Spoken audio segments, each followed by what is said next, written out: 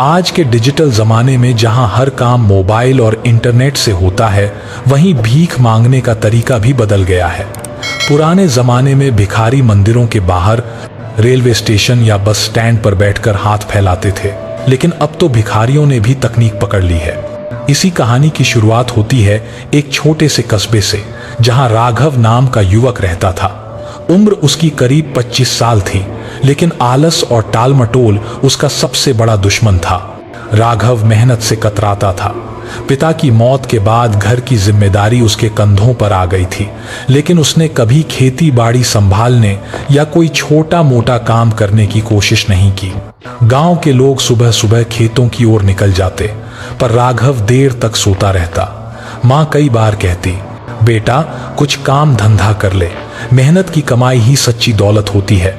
लेकिन राघव कानों में तेल डालकर लेटा रहता। एक दिन उसके एक दोस्त ने मजाक में कहा, भाई आजकल लोग ऑनलाइन यूपीआई से पैसे भेजते हैं, अगर तू भीख मांगना ही चाहता है तो क्यों ना ऑनलाइन ट्राई करे। बस फिर क्या था, राघव के दिमाग में घंटी बज गई। उसने तय कर लिया कि वह बनेगा ऑनलाइन वाला भिखारी। राघव ने अपने मोबाइल में कई सारे पेमेंट ऐप डाउनलोड किए, पेटीएम, गूगल पे, फोन पे। उसने अपने व्हाट्सएप स्टेटस पर लिखा, दोस्तों बहुत मुश्किल में हूं, जिसने भी मदद करनी हो ये यूपीआई पर 50-100 रुपए भेज दो।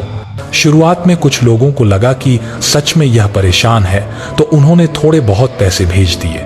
किसी ने 20 रुपए, किसी ने 50 और कुछ लोगों ने तो 200-500 तक दे दिए। राघव खुश हो गया। उसने सोचा, अरे ये तो बहुत आसान काम है, बिना पसीना बहाए पैसे आ रहे हैं। अब उसका काम बन गया। दिन भर हर किसी को मैसेज भेजना, सोशल मीडिया पर पोस्ट करना और ऑनलाइन भीख मांगना। धीरे धीरे कस्बे में उसकी पहचान ऑनलाइन वाला भिखारी के नाम से होने लगी।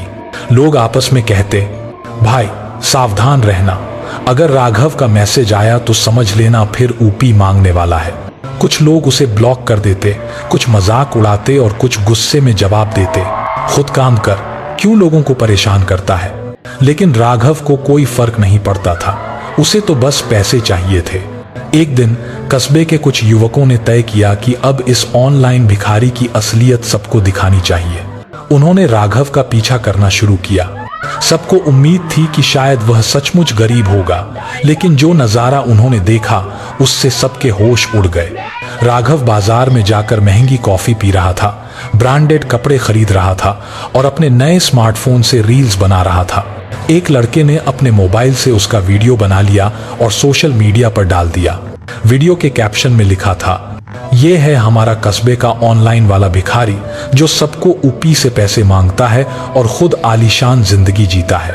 वीडियो देखते ही कस्बे के लोग भड़क उठे। अगले दिन सबने मिलकर राघव को चौराहे पर बुला लिया। वहां एक बुजुर्ग ने गुस्से में कहा, बेटा हम समझते थे कि तू सच में मुसीबत में है, इसीलिए मदद करते थे, लेकिन तूने सबका भरोसा तोड़ा है।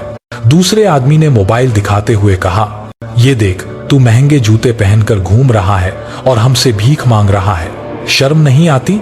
राघव की गर्दन शर्म से झुक गई।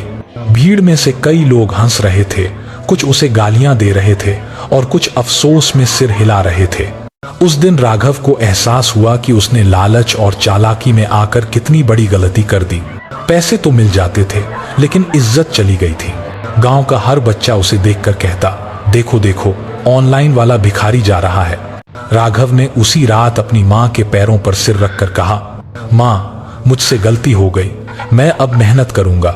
अगले ही दिन उसने एक छोटा सा काम पकड़ लिया, पास के ढाबे में बर्तन धोने का। धीरे धीरे उसने वहां काम सीखा, फिर किचन में मदद करने लगा और कुछ ही महीनों में उसने छोटा सा खुद का ठेला लगा लिया। अब लोग उसे देखकर कहते, वाह ये वही राघव है जो ऑनलाइन भीख मांगता था, लेकिन अब मेहनत से रोज ही रोटी कमा रहा है। राघव की कहानी ने पूरे कस्बे को एक बड़ी सीख दी। झूठ और धोखे से पैसे तो मिल जाते हैं, लेकिन इज्जत खो जाती है। मेहनत से कमाई भले ही थोड़ी हो, लेकिन उससे मिलने वाला सुख और सुकून दुनिया की हर दौलत से बड़ा होता है। और सबसे अहम, तकनीक अगर सही काम में आए तो वरदान है, लेकिन गलत काम में आए तो अभिशाप। मोरल ऑफ स्टोरी, मांग कर कभी कोई बड़ा नहीं बनता, मेहनत ही इंसान की असली पहचान है। मेरे इस चैनल को लाइक और सब्सक्राइब जरूर कीजिए। कमेंट में बताएगा और कौन सी स्टोरी चाहिए।